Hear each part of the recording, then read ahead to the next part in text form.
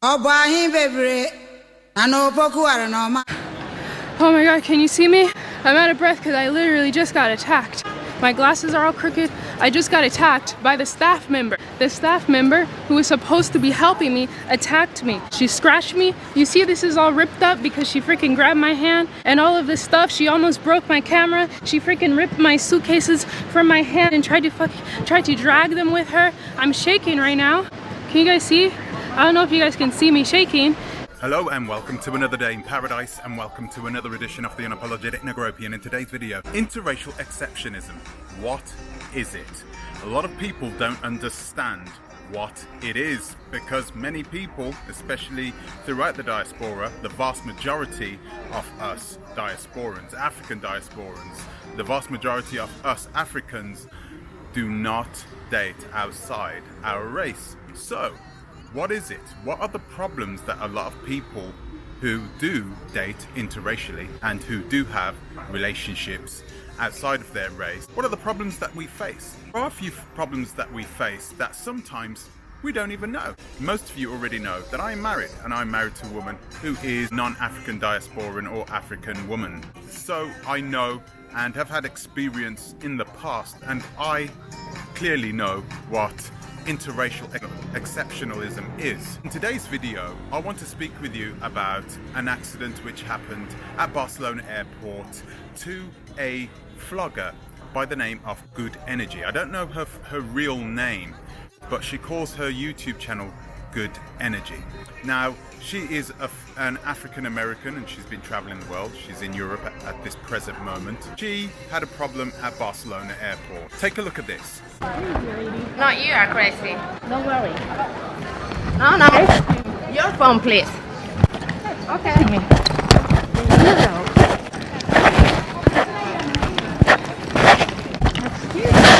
Okay. You want to go with me?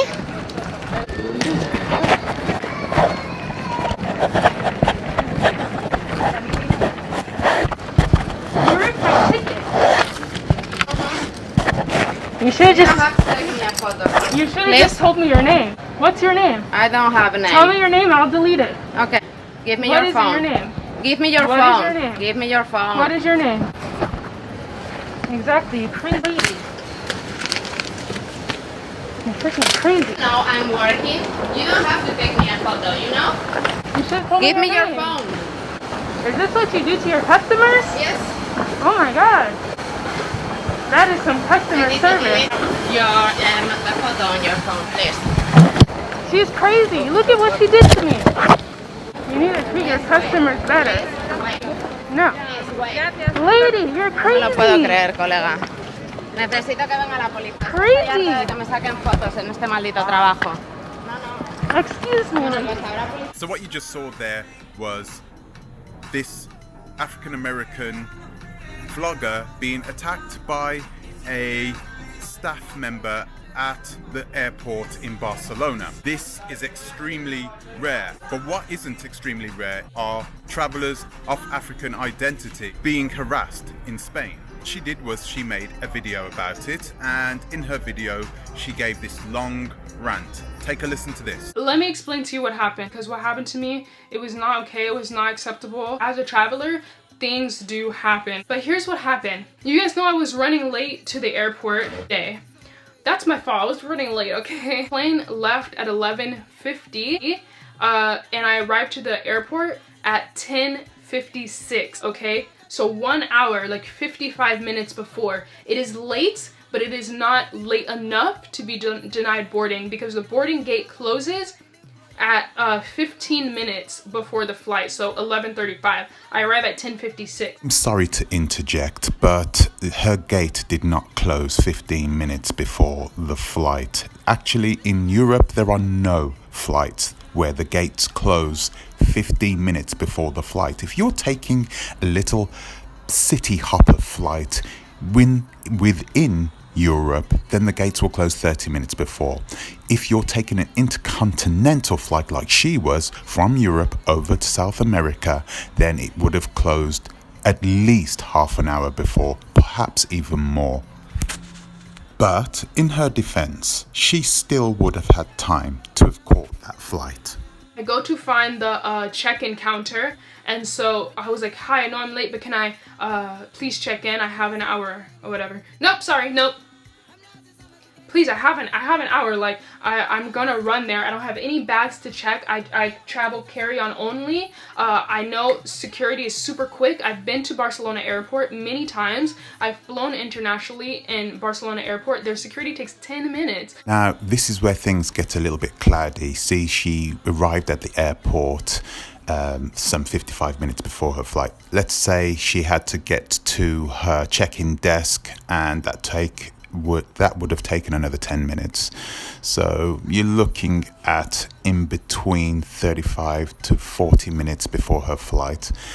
I'm not sure if she got to the desk on time. She said she did, but I don't think she did. She said that there was an hour before her flight. That clearly wasn't the case, because she arrived at the airport. She was in the taxi still, right, at 54 minutes to her flight, before her flight. So that didn't happen. But she is right about one thing. I mean, I've been through Barcelona airport no fewer than 100 times, and I can tell you that it is pretty quick to get through security.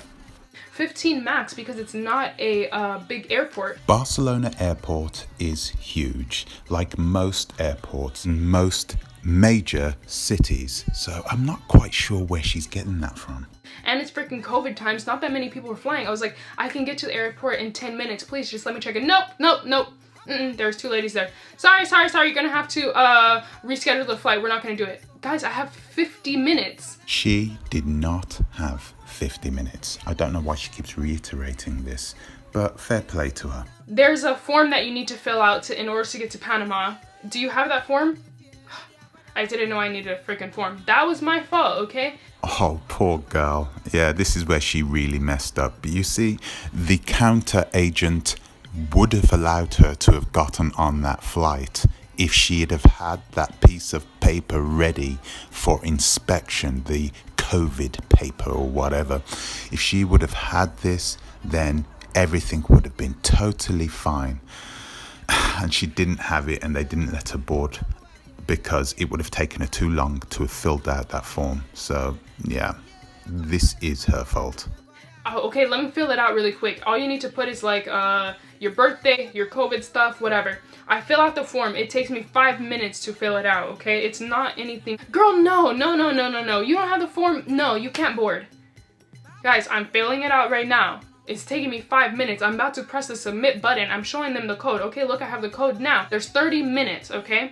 There's 30 minutes until the flight, whatever, because at this point it's like 11:10. No, not whatever. If it's 30 minutes before your flight and you're at the check-in desk, then it is too late. Even if you were flying from Barcelona to Madrid, which is a 30-minute flight, they would not have checked you in at 30 minutes before your flight, yet alone flying from Spain to Panama. And so the flight boards at 11:50. Thankfully, she had some compassion, and she was like, okay, fine, show me the QR code. She has it. And the other staff was like, no. She was like, yes, she does have the code. Okay, do you have your COVID test? I don't have my COVID test because I don't need it. On the Panama government website, if you do not have a COVID test, you have to take one on arrival at the Panama City airport for $50. Now, let me tell you this. There is no chance that they would ever allow her to have gotten on that plane without a negative test result. And I'm going to tell you the reason why. Even if the government website already states that you don't need a test in order to enter Panama, things can change, especially with an intercontinental flight. Even with an intercontinental flight like the one she was taking, things can change. Policies can change very quickly. It happened to me already. It's already happened to me. So I know that they wouldn't have allowed her to have boarded that flight. And if policy does change, guess who needs to pay for a flight to send her back to the location where she came from? The airline needs to pay for that flight ticket to get her back to the destination where she came from. No airline during COVID times are going to allow you to do that.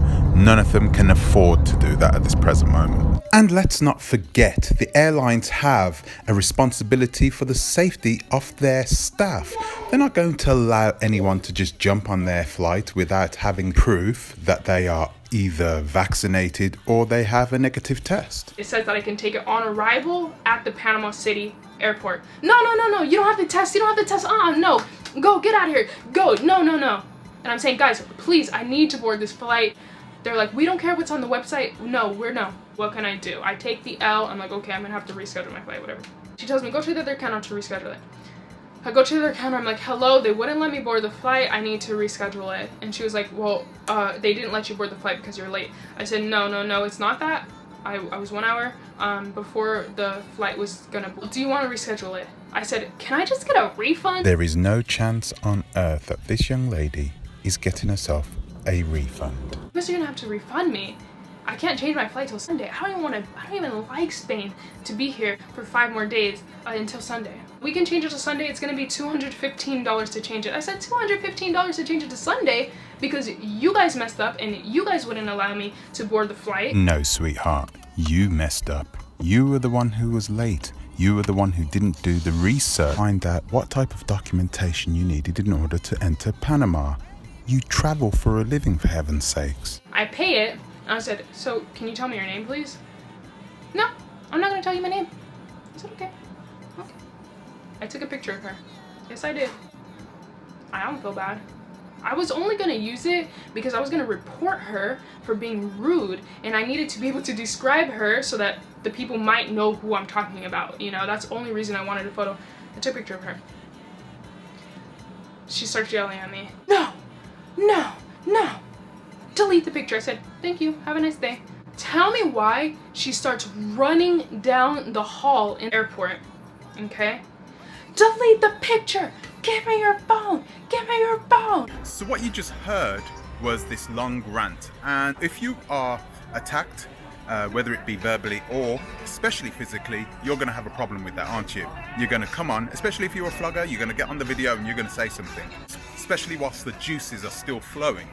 But what is it about this video which meant she had some form of interracial exceptionalism? We're going to find out right now, but first I'm going to ask you to please like, subscribe, share, click the bell notification, and please consider supporting the channel on our Patreon, link in the description. And please consider supporting the Oversight channel. All you need to do to support it is by following it. Link is also in the description. There is one thing that I can point out about this, which actually speaks volumes. And actually, a lot of the people in the comments section of this video said the exact same thing. They said the woman was being racist. Okay, now that should be pretty clear for most of us, right? For most people, especially people like me who have lived and have traveled Spain many times, yes. For some reason, they have this predisposal of being, I don't know, I'm trying to put this in a way in which this video won't get blocked, but let's say being special, yeah? They are that way in general, okay? This is Europe. Let's not be silly here. This is Western Europe.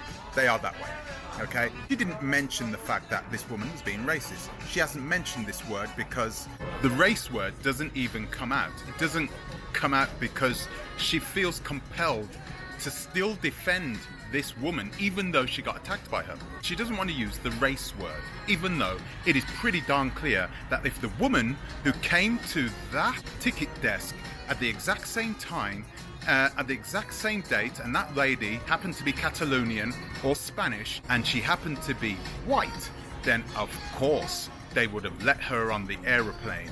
Everything would have told you that. No. There was two things working against her, and that was the color of her skin and her American accent. And Americans generally think that their American accent, they can get away with things with it, but here in Europe it's a different kettle of fish, especially in Western Europe, where it is seen as being something more negative as opposed to other places, perhaps in Eastern Europe or in other parts of the world. So that is what interracial exceptionalism is. It's when you believe that people should treat you differently because you are dating somebody of that particular race. And I say that with inverted commas. Okay, so you feel like you should be treated differently, not the same as your other brothers and sisters. This is a sad truth. This happens sometimes. We do have people who date interracially who do think this way. Not everybody who dates interracially think the same. We don't all think the same. I don't think like her. Okay? Have I thought like her in the past? Perhaps. I'd have to really dig deep into my data banks to know whether I used to think this way or feel this way before in the past. I really would have to have a good think about it, but I don't know. I honestly don't know.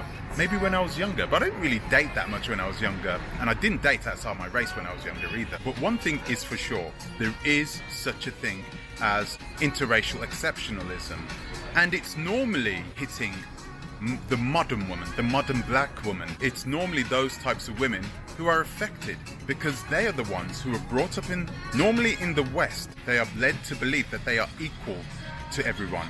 And the West need other people to believe that the black woman is equal to everyone, when we all know that the black woman is pretty much the apex human being. So here she is. She's in Barcelona airport. She said she's going to file a complaint, but it's likely that she's not going to do this anymore. Once the blood calms down, she will go about her life.